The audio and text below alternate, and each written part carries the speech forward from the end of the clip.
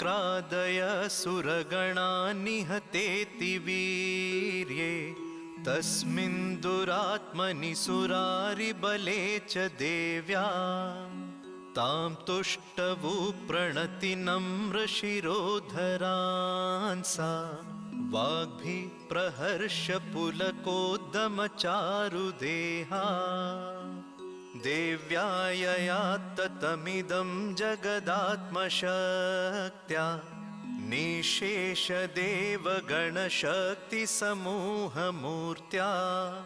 तामम्बिकामखिलदेवमहर्षिपूज्यां भक्त्या नता स्म विदधातु शुभानि सा न यस्या प्रभावमतुलं भगवाननन्तो ब्रह्मा हरः